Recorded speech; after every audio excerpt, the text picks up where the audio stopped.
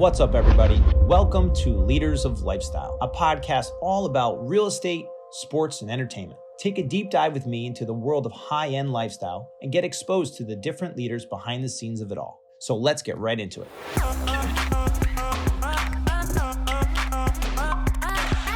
Welcome, everybody, to Leaders of Lifestyle podcast. I'm your host, Michael Ferraro, and this week we'd like to introduce our guest, broker owner of Corcoran Reverie in Northwest Florida, Hilary Farnum-Fasth, real estate strategist of luxury residential sales across the Emerald Coast of Florida for over 18 years.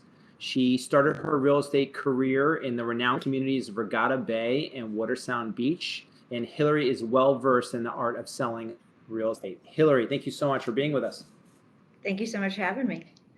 So, how is your specific market doing right now? Well, like all of Florida, inventory is still extremely low, and it's very difficult unless you have a product in a very specific price point that, isn't in a multiple offer situation. Right. We're still dealing with that 100%. Certainly there is a price threshold where the multiple offer situation isn't happening, and that frenzy has definitely died down. But anything that comes or anything that you can find, most of it's become off-market opportunities. Right. You have to act quickly. So same as it's kind of been all year for everybody in Florida and everywhere, I think. It's such an interesting time because everybody across the U.S., we have done a lot of these podcasts, everybody's going through the same thing at the same time. And we were just go ahead. Just talking about before we started about the whole vacation market and that whole thing, and how it's crazy. Even myself looking at vacation properties and stuff like that, it's insane how much the market has grown, especially in Florida. It's just exploded. Yeah, well, and especially where we are. So we're in the Northwest Florida part of the state, which was fairly undiscovered to the East Coast specifically. Right. We have not been a typical destination for that area, but because of COVID, we became we were discovered. And so now we have a whole other segment of people, figuring out there's this other part of Florida and kind of falling in love with it. And so our market base definitely shifted, and that's been really fun and exciting. Yes, we're going to talk about that. I have some questions specifically about that later. So if you're listening and you're interested into those kind of questions, we're going to get into that for sure. But let's learn a little bit more about you. So we did some research, obviously. We learned a little bit that you career with your internship at Disney, because you had an internship at Disney World. So how did that lead you into a world of real estate? Yeah, so I actually credit Disney for everything. I think everyone should, and they don't pay me to say that, I think everyone should go work for Disney for a few months at least. Okay. I actually ended up doing more than my internship there. I ended up going into their full-time program, and I was there for multiple years. It was an incredible training opportunity because it really is one of those companies where when you go through their very intense training, you come out a very different person, and it translates then into every industry if you are a service-based type, individual, which I very much, real estate for me has always been very service-based because I've always been on the luxury side of it, and the luxury side of real estate, of course, is service-based. So, but the actual true connection of how Disney got me to where I am is because the largest private landowner in the state of Florida at the time when I had come out of Disney was developing all these incredible amenity Disney-like communities along the Gulf of Mexico in Northwest Florida. And they were the developer. Everybody, wanted a piece of what they were doing and what they were creating. And the CEO at the time had come from Disney. He had a Disney background. And so as soon as he discovered that I had Disney on my resume, I was able to kind of go to the top of the list at a very young age, very quickly. Wow. And I was put into a position of sales and marketing at a very young age because of Disney. I would not have been able to get that opportunity. And then that catapulted the rest of my real estate career into luxury, where I am today. Awesome. And Yeah. so what was the first position at Disney? Like, what was your first job? Okay. I was the front desk at a hotel at one of the Disney Okay. resorts. So you weren't goofy.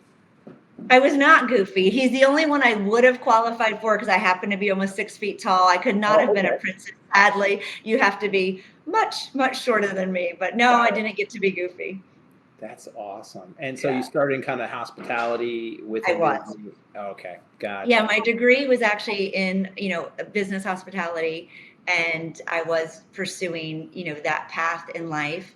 And Disney was an amazing opportunity to learn everything about the hospitality side. And then I, discovered that you don't necessarily make the living maybe you want to make work in the hours you work in hospitality. Right. So Exactly. I had to shift a little bit after that. Gotcha. So we also know that originally you were not too keen on getting into real estate because I believe your mom was a real estate agent, and then so you weren't as into it for some reason. But then what kind of was the turnaround for you that you got into real estate? Oh yeah, that's an understatement. I wanted to do anything but real estate. I avoided Okay, it like the plague sure. because, I grew up with a mom on the phone all the time. And back then it was Yeah. literally just one phone. There were no cell phones. Was it the And long it cord on just, the wall and it yes, just yeah. that's it. And I couldn't talk to my friends. I couldn't Yeah. talk to my boyfriend. It was just, so I really hated her career. Very selfishly, I thought it was, not good. And I avoided it. So out of college, I ended up doing the marketing for what is still today Regatta Bay Golf and Country Club. It was brand new at the time, though. They were just putting the golf course in. They were just putting the roads in, so it was new development. Yep. And the leader and developer of that company asked me to get my license just because I was there in the on-site office. And he said, sometimes you're here and you're the only one here because the agents are out on site, and I'd like you to be licensed so that you can talk pricing. Right. Okay, but it was a trick because the day I got my license, he said, "Oh, I'm so sorry, but you have to become an agent now because one of our agents is no longer with us." So he knew all along. He was The a old bait and visionary. switch. Oh yeah, he knew all along. So that is how that happened. And of course, I was meant to do it. It was what I was always supposed to do because the second I started selling, and it was, of course, just my passion. So you knew right away. You're like, oh, okay. Immediately. Well, here's the thing. I was already doing it. I just didn't have the license. Like, I was already selling the lifestyle of the community because everybody who would come in to the sales center, I was telling them how wonderful, to live on a golf course and to live on the bay and the lifestyle of living on the bay. And it was just really natural for me to just talk about the lifestyle because I wasn't selling because I wasn't licensed, right? And so that's what he saw in me. He saw that I was selling the lifestyle, which is what, of course, luxury sales is. Exactly. And it's not really selling. And so I just naturally was really understanding of the lifestyle component, and he saw that. And so that's why he was a very wise man. And he's one of our primary developers Oh, nice. in the Destin area. He has a lot of claims to fame, and I see why. Excellent. Yeah. So then you kind of start the real estate career, whether it was your choice or not, but thank God, right? Awesome. Became my choice. Yeah. Sure. And then you just continue to grow and build through that process. Speak a little bit about kind of fast forwarding a lot, maybe, but Corcoran Reverie, you starting that company. How did you get the name? How did that whole process start? That's a big thing. So what was that like? Yeah. So I jumped from, new construction developer sales from like 1997 to about 2008 until I opened my own brokerage in 2010. Yep. And then I identified that all of my business was luxury, and my average, price point was just luxury. And I needed to create a brand that was luxury and no confusion, Got it. because the brand I was with, we were offering actually totally different price points, and it wasn't just all luxury brands. So I decided to branch out and do that. When I did that, unbeknownst to me, is when I showed up on Corcoran's metrics. So yeah, when I went out on my own, they said they had known about me for years. But it wasn't until I went out on my own on the luxury side of it that identified me as being a possible partner for them. Yeah. And then again, unbeknownst to me, they were watching me, and they watched my social media metrics. They were watching my recruitment. They were watching my sales, watching my growth. And it was incredibly successful overnight. We looked incredibly successful overnight with the new luxury brokerage. And so after they did all of their homework and, studied the market, they approached me and, said they were looking for a partner in their new launching of affiliating. And it was actually kind of a funny story. I had just come back to work from having a baby, and this was in 2019. Okay. And they had left a card for me. And I thought it was a joke because a lot of my agents were kind of into pranks. And I did not realize that Corcoran was doing the affiliations because they had just started. And I, of course, never thought they'd be coming to, our little beach town to do their first affiliations. So when I called the gentleman at Corcoran who was representing them, I said, "Is this a joke? Are you really with Corcoran?" So that's how we started our relationship. Yeah, you pull my leg, sure. Yeah, right. So he loves to tell that story. And I, of course, knew the brand. I love the brand. I very much identified with the brand. I love the independent nature of, spirit of their company. I love everything, their marketing. But I still, like I said, I had just launched my own brand and my own brokerage, and it was very successful. But the more that I was able to come to know and understand and learn about Corcoran's mission and what they were wanting to do in the future, I just knew I had to be a part of it. Sure. It was too exciting to not. I felt like it was a once in a lifetime opportunity to get to be a part of a growth opportunity. I never had any interest necessarily in being under a brand, but what they had to offer as far as the growth potential, I knew was going to be exciting. And I wanted to be part of that ride. Yeah. So you come out of 08, which was, I'm sure, rough for everybody. Horrid. And you start your company in 10. Yes. And then how long after that to when Corcoran? Yes. So from 2010 until 2020, I was the broker owner of these other companies. And then we launched in April of 2020 as Corcoran Reverie. Got it. And in the launch, I had actually merged with another independent boutique luxury company in our same town. And so we merged and launched together under Corcoran Reverie on the same day during a pandemic. And we had to do it virtually. We could not do it in person. So in all the history of Realogy, they have never had anyone do a virtual launch under any of their companies. So we made history, and it was either going to be epic or it was going to be a terrible flop. And thank God I can say it was epic, and it was actually pretty amazing. So I took a huge risk opening during the pandemic, and I'd be lying if I said I wasn't super nervous to have done that. What's crazy here is I did the same thing. Okay. I was acquired by Compass during that time. Yeah. Okay. What's crazy is the crash of 08. Yeah. 2010, you start this adventure. You're like, okay, here we go. I'm going to build this brand. I'm going to crush it. And then you spend 10 years, and 10 years later, a decade later, after all that, now you go in with Corcoran. Yeah. What was the feeling like? Was there any similarities between the going out on your own for the first time and starting this brand that you had all like this, gung-ho, and then also going into Corcoran? There are different things at different times, but was there any similarities of the feeling of like a renewed energy or anything with it? Well, yeah, but both were extreme risk. Both were done during extremely risky times, because in 2010 we were still deep in the trenches of coming off recession. Everyone thought I was crazy. They're like, "You're opening a brokerage, what are you talking about? Everyone's shutting down." They're like, "What?" Like, we went from 3,000-4,000 agents to 1,000 agents. I mean, you know the drill, right? And then of course COVID. So both times actually almost felt identical, because I felt like I was taking a huge risk when everybody else was a little bit in like fear mode. Right. And so I think I've learned about myself recently through Gallup that I am a visionary. I am futuristic thinking. So now it all makes complete sense. Right. But I take risk when other people turn into their fears. I have learned that about myself. So I certainly seem to seek, you know, taking steps most people won't take. And so far it's paid off, and I've been really, really fortunate.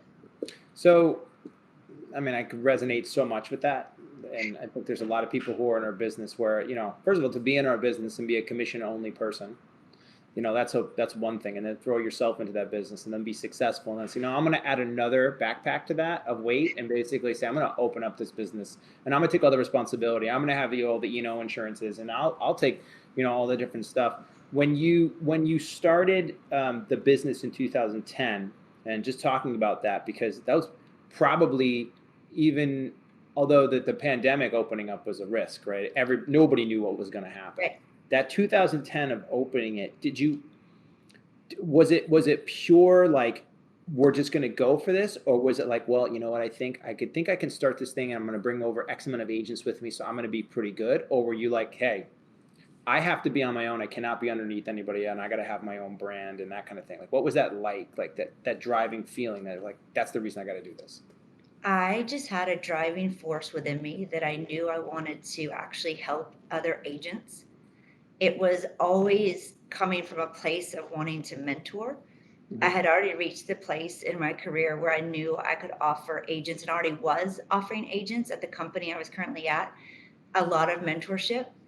And I realized I was way too young to do that for somebody else for a long time. I knew Right. that I needed to take that desire to mentor and go and build it myself and do it the way I wanted to mentor and the way that I thought that would set them up the most for success. And I felt I had a lot to offer. So mine was always more of a service based. Like, my real estate at that point was already fairly stable and successful because of all the repeat and investment. I've always been really heavy investor. And so my investors have stayed with me for years and years. You know, they trust me, and I've always done really well by them. So I've had that base for a very long time, and it allowed me, I knew, to go into that next step of my career and become a mentor. Yeah. Do you think it's for people who may be listening and thinking about doing their own thing now? I talked to a lot of different people, from brokers to independent agents, and especially people that have been around a little bit and have seen the different changes of the guard and different real estate, from small mom and pops to the globos, Yeah. to all different, and then the 08s to the pandemics. Do you think that in a time where these bigger companies are a little bit more open to spending some money and recruiting agents heavier, or just obtaining entire companies, small mom and pops, do you think it's harder more than ever now to open up a small independent, or do you think it's the same as ever? Oh, yeah, no, I think it's completely shifted. And actually, that was a big part of the decision I made. I thought I would always be a small independent boutique broker owner. I had no interest. In fact, I hate to say it, but I used to make fun of the bigger guys and be like, oh, I don't want to be a number. And why would you want to be a number? And, all those things, right, that I said. I was like the poster child for anti-brand, big brand. Right. And now I think there's no other path. Mm. I actually think for those, I mean, I hate to say it so strongly, but I think if you're stuck in that and not going into what is the inevitable, that's not wise. And I think to do that is not wise. And I would never go back into that. It has shifted. You're right. It has completely shifted. And it doesn't make sense, where it used to be only about the agent, and the agent was their brand and nothing else mattered. That's completely opposite now. That's not right anymore. And so I saw that shift happening. I saw it happening for a few years before I decided to do this. And I was still willing to stay in that small independent boutique place because it was good for me. Right. But I realized it wasn't good for my agents. And that's where everybody has to draw the line. If you're going to do it just for you, because you know that you can, like, you're just going to be you, yourself, and your assistant or whatever, that's one thing. But to bring other agents into that and not be able to compete and give them everything they need to compete on that is not really right. And, and you really, I mean, I now realize so many people, will go get their broker's license and, try to save a buck, so to speak. And really they're not saving anything, because obviously there's a huge cost in doing that yourself. But it's also just a complete disservice to agents. And if you're not wanting to be a broker to actually broker other agents and build up other agents' business, then you're in it for the wrong reasons. And that's not going to be a path of success, in my opinion. So you see, no, in today's world, it went from the agent and what the business the agent can do to now it's what the company that they're attached to, what the company brings to that agent, what company systems and tools. So what's happening is that Yes. the I guess maybe the whole trend of the last 5 years has kind of been these big global companies are saying, okay, let's change our model and go to spending our money on the systems and tools and the platforms to then give to the agents. The agent has more at their disposal, and then they can. It's always kind of been like that, but I feel like it's less of a pitch on some of the split stuff because you can't. You have companies that are 100% commissions now. That world's out there. Yeah. So if you're going to say, well, no, you're going to just do it off of commissions, no, we can't have that conversation. But if you want to actually go about services and what the brand brings to you and how much more business you can get for one, that's where you're saying that's the play from now on. That is. I mean, I can't predict, obviously it could shift again, but for right now, we are for sure in the shift, a major shift. And it took our town or where I sell a little bit longer because we are a smaller beach town. And so I think those smaller boutique companies were able to survive a lot longer than, in the cities. But it's definitely that writing is on the wall. And I actually find it kind of sad. I think it was a pretty cool era, that it was all these small boutique companies doing their thing. But this what trend that we're all in now, which I don't think is actually a trend, I think it's just what it is pretty spectacular for the actual client. So your buyers and sellers are who are benefiting at just epic levels. And that's what we're supposed to be in this for the service of those clients. And so if you're truly in it to serve your clients and not serve your commission split, you're going to give them these tools. That's bottom line. Yeah, it's like it's one or the other. It's like the 100% commission. You can have everything. Don't worry, you're the man.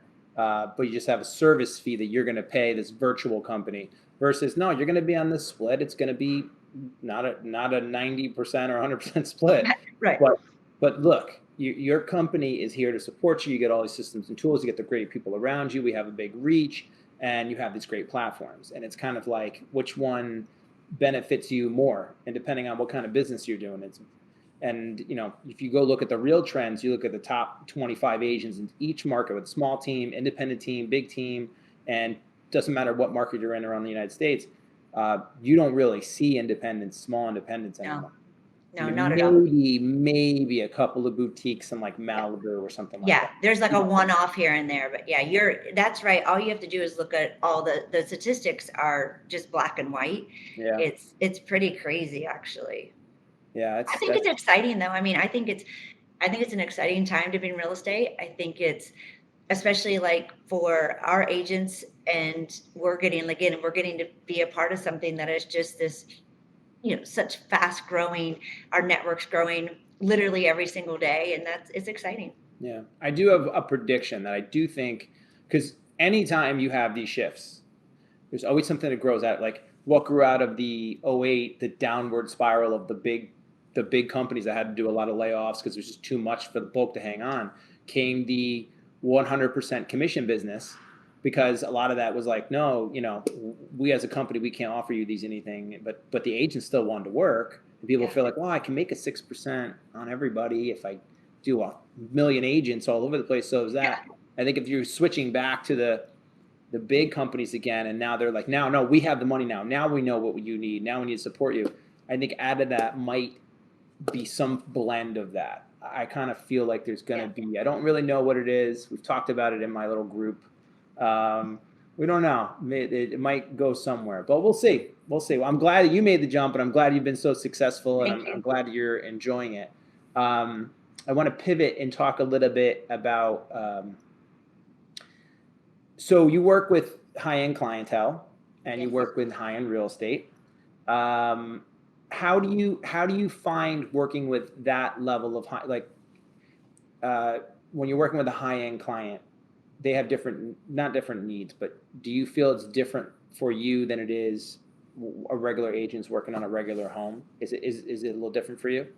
Absolutely. I think there is a expectation at that wealth level where you are providing, above and beyond full service. It is an absolute level of service that is unlike anything else. And unless you have an extremely strong support group supporting you to support your clients, you'll drown. So I have a pretty incredible team because, it's not saying to them, hey, let me put you in touch with the inspection company. Hey, let me put you in touch with the lender. No, you're setting it up for them. You're the one doing all of it. I mean, they shouldn't have to ever pick up the phone. They shouldn't ever be doing one thing. They should get to the end of that transaction and go, wow, gosh, that was the easiest thing I've ever gone through, right? Yeah. But it puts a huge burden on you as, the listing agent, or you as the representing the buyer. If you take on that level of service, it is what distinguishes you, and it is what makes them want to continue to work with you. But it's clearly a massive undertaking. Yeah. I deal And with, it's a high demand. It's very Right. demanding. They don't care if it's 10 o'clock on a Sunday. They don't care if you're at dinner. They absolutely expect you to step aside. They absolutely expect you to check your personal life for them, because it is, again, it's just such high levels of wealth that you're dealing with. There is no, oh, I'm sorry, let me call you in an hour because I'm at dinner, right? That doesn't exist. There are some agents that try to draw that line for people and that have been super successful. And hey, listen, at 6 o'clock, I shut my phone off, whatever. Yeah. You can do that. You can do that for so long.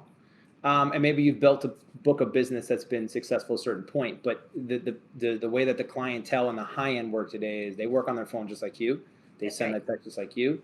And now they have issues. So when you're dealing with somebody who's buying full, 2, 4, 5, 10, 15, $20 million property, and they're moving and stuff is happening, you need to be on the reception line, the other line of that. I deal with agents sometimes, and I talk to agents, and I don't live in those places. I don't have that kind of money, and I don't really feel comfortable around those people, and they're really high maintenance, and and it's like, well, that's fine as long as you're aware. But this is not a transaction where you're going to have other people take it. You have a lot of involved in one deal here, and service is huge. Coming from a service-oriented business, that's so easy for you, right? That's like second nature. Yeah. Well, and I think it's the cliche though. It's anticipating what they're going to need before they know what they need. Right. It's certainly not waiting for them to ask you even to do something. It's you saying, here's what I'm going to do for you to make this so much better and so much easier. And I will tell you, we hear all the time from our clients like, wow, we didn't know why you were this way, and we didn't know why you were so successful. Now we know. Right. And they're always surprised too that we continue to follow up with them after the closing. Mm-hmm. That's the biggest number one factor for all agents across every price point, right? They get that transaction closed, and they don't mean to fall off the face of the earth. They actually think they're being polite by not bothering them anymore after the transaction. But it's the biggest mistake they can make, because the buyer or seller feels like you just used them for that transaction and you're done with them and you've moved on, and it feels weird to them because they've talked to you every single day for 30 days or 45 days or whatever, and you can't just let it end. So I'm so guilty of that. We all are. I am. I feel, and I tell to my assistant all the time, like, can you please remind me every single week that I want to text every single person, because you just get, you just like, congratulations, the wine's in the bag, and I'll talk to you in November. Yeah. You can't do that. You have to keep in that mind frame. Yeah, I think it's the most difficult thing. Yes. Of a true successful agent. I think if everyone can master that, then you have a lifelong. For sure. Yeah. So an agent comes to you and they say, listen, I want to sell high-end real estate. I'm new to the business. What's the first piece of advice you get?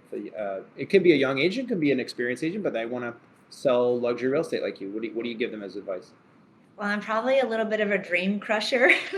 I try not to be. I really try. Okay, so this is what I say. It's like dating in your 40s. Instantly, pretty much. I mean, I would say within an hour, if you're going to want to keep dating that person. It's weird. You don't know it until you're in your 40s, but then you just know. And you don't want to waste your time. You don't want to waste their time. Well, I've been hiring agents for so long, and I've done this for so long, that the second I sit down with an agent, I know, I just know if it's going to work or not. And I don't tell them that I know it's going to work or not, but I definitely don't sugarcoat it. I definitely don't I let them know how much hard work it's going to be, especially to step into the luxury segment. Yeah. They have to have something, like I have to see, they have to have something in their background that stands out, that tells me I know that it can translate. Like they don't have to have real estate, but it has to be something that translates. Like they have to be able to say, well, I did this job over here and it will translate this way then into real estate.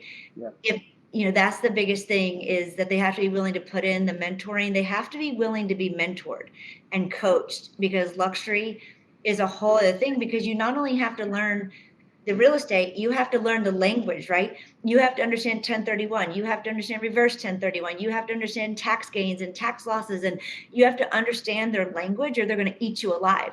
So it's not like you can just decide to start selling luxury real estate and you get lucky by chance and get a $3 million listing, but can't talk the talk when it comes down to it, or you can't negotiate, or all the different things. Yeah. It really, you have to want to put in the time to learn.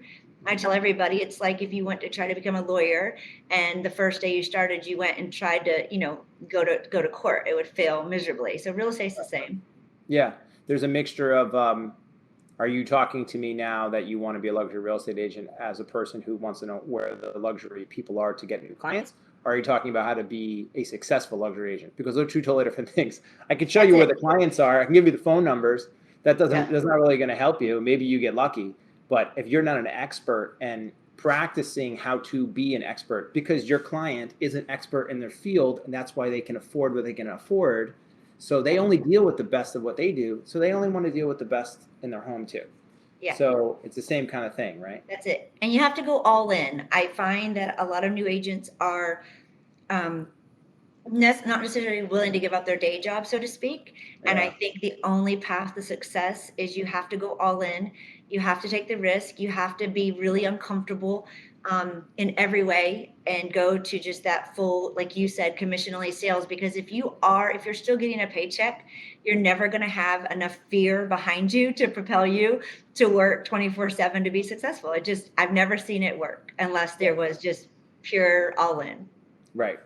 So when I tell my story of how I got into real estate, there's a portion of the story which is like, I was an All-American swimmer. I coached the national team for USA Swimming, and then how did you so then you're selling high-end real estate? Like did you do it like halfway? So there's always this come to the point in the story where there's a burning of your boats. There's that all in, whether it was your choice, or sometimes these stories end where I was spending so much time doing this, I got fired from the other thing, and now I had no choice. I got pushed off the ledge one way or the other. But you're right. And it's a mixture of like maybe the getting jacked up in the morning with a pump up song, that's motivation. But then a motivation will fade off. It's got to be deeper. It's like intrinsic. It's like that. It's like, yeah, no, this is real. There's a whole lot happening here, and there's no chance of failure for me. So now I'm all in, like you're saying. You'll study harder, you'll work harder, you'll be better. And all those different pieces will work out. Yeah, right. Absolutely. So let's talk about the market. So you're in Florida, and you're talked about you being in a section of Florida, not necessarily the most well known by the East Coasters. Like for me, again, I talked about this before with you, like the Naples market, the Fort Myers market, that's Marco Island. You say to people, where in Florida, they either name on the East Coast or those places on the West Coast. Florida. But your market, since COVID, has changed a lot, because now that people are seeing so much of the value. So talk a little bit more about your specific market and the biggest changes that you've seen in clientele coming in from different places, and now maybe what they're looking for changing than maybe what it's been in the past. So we went from being very much the southeastern feeder market base. So we were mainly Birmingham, Atlanta, Texas, Louisiana, Georgia. Atlanta, was huge. Drive markets, a lot of drive markets. And then COVID hit, and it just turned it upside down. I mean, overnight upside down. We had a flood of people in from California, which, California people never come here. Never. Okay. Yeah. So it was, and then same with New York. And it was extremely interesting to me, because I knew that the Northeast was going to be a really key component to our development as an area. but I thought, and that's a big reason why I decided to affiliate with Corcoran, and I wanted to have that, connection to the Northeast in the Southeast. And of course, COVID flipped that switch overnight. And it was a big part of our success is that the Corcoran name was recognized from the Northeast. And so those people sought us out. So we were the number one company getting those calls because there was comfort in knowing that name. And they knew that we'd be able to help them at the level they're used to being helped at where their, homes are. And it was instant. I mean, it was really instant Was overnight. that So fast? yeah, it was overnight because obviously Florida stayed a little more open and was, a little bit more. I think people were just like, oh, we can come someplace warm and, our kids can do school and all the reasons everyone went everywhere. But it was really cool for us to have all these people come to our area that had never been here before and experience it for the first time. And of course, that's what we always hear is we had no idea. We had no idea this part of Florida existed. We had no idea Florida, look like this. And of course, we have the white sand, Yeah. the most beautiful turquoise colored waters. It's a really magical place. And especially for families, it's, our basis is mainly families that come and spend their summer breaks here, their spring breaks, their fall breaks. It's, just extremely easy for them to be able to come here and enjoy that beach lifestyle. Is it so in our market, March, April, everything hit 2020? June, July, we were slammed with rentals. Nobody knew where they were going. What was happening with the Hamptons, New York City, no one really knew. They just knew they weren't in the city. So we're slammed with rentals. No sales really yet. It was just all rentals. And then it translated into purchases, and then there you go. It all. Yes. What was it like that for you? Or did you find that the people were coming down were looking to buy, or were they still renting, or what was that trend like? They were definitely exactly what you're describing for sure. But then I feel like we had a 3-prong approach going on. So we already were in a hot market. Our market was already very healthy.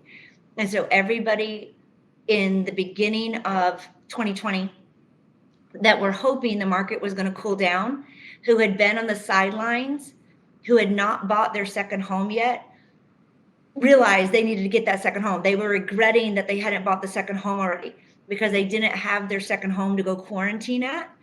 And so there was our first wave of buyers, whereas everybody who had wanted to buy and was hoping the market would cool down and realized, oh my God, I'm going to miss out. Yeah. That created our frenzy first and foremost, was the people who already knew the area. So they all, oh my God, we probably wrote more contracts than I can even remember, just that immediate.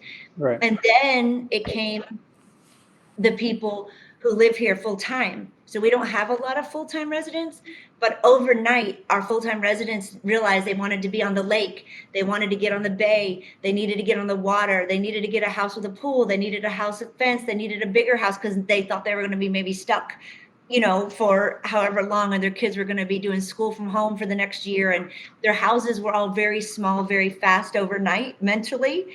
I had so many local friends change, their housing situation very quickly. And then that third component, which was all the new people who were coming here to rent, fell in love with it and realized they wanted to have a place here, knowing they were always going to go back to their primary home, but they were going to buy the home until things were better and then have it as a second home / investment. So has it been pretty much the same?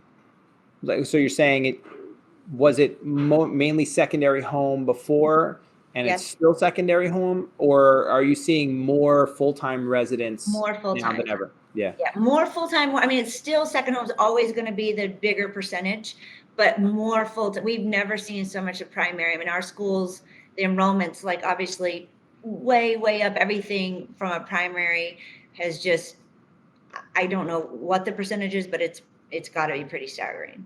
that's incredible. Yeah, the trends of where people left and where they went and changing their living circumstances and everything has been interesting. Whether it's LA, New York City, wherever, It's been crazy.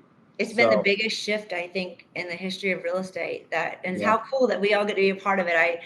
I always find it, like, I'm so glad I went through, the 2008 recession. Like, I love that I get to experience real estate in every time in our history, because you learn something every time.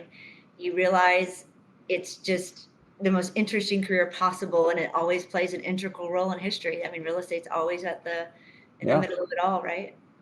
Absolutely. Yeah. We always food, water, shelter. Yeah. My dad always said, just try to be in one of those businesses.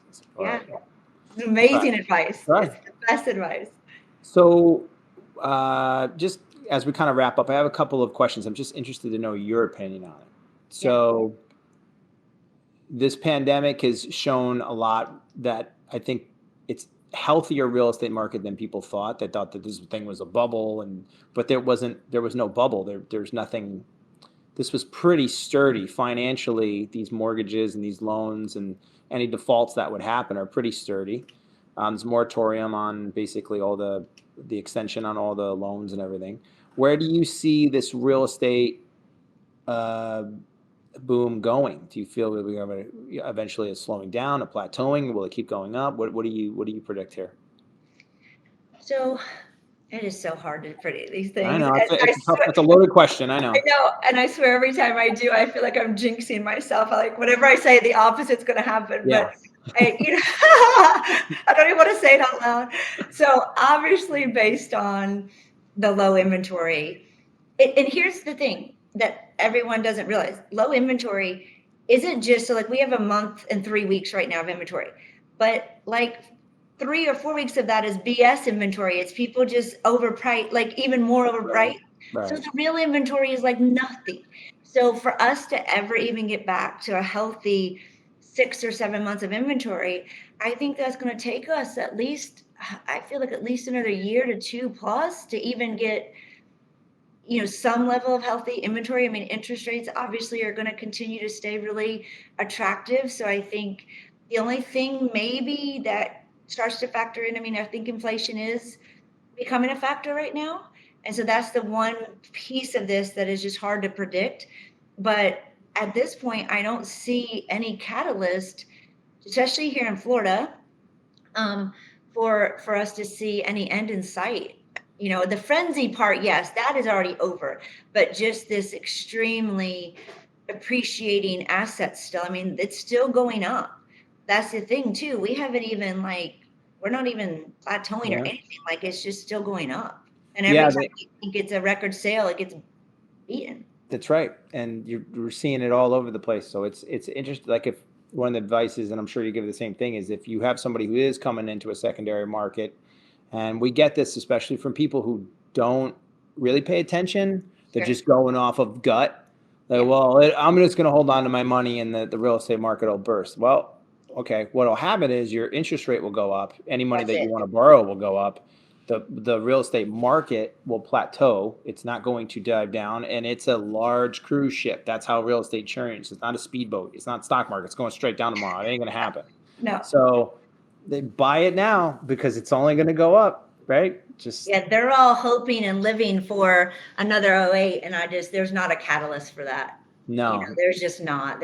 I'm not saying, like you said, we can plateau and we may have little things here and there, but it's just not going to do what some people hope it is. So you might as well enjoy that beach house. We say enjoy the beach house, make those memories, let it make some rental income for you, and then let it appreciate. I might have to talk to you about your market because I haven't thought about your market before. So I'm going to talk to you about that for sure. You need to start the trend. I have to say, we don't actually have too many from Connecticut here. You need to start that trend. I should be the first one.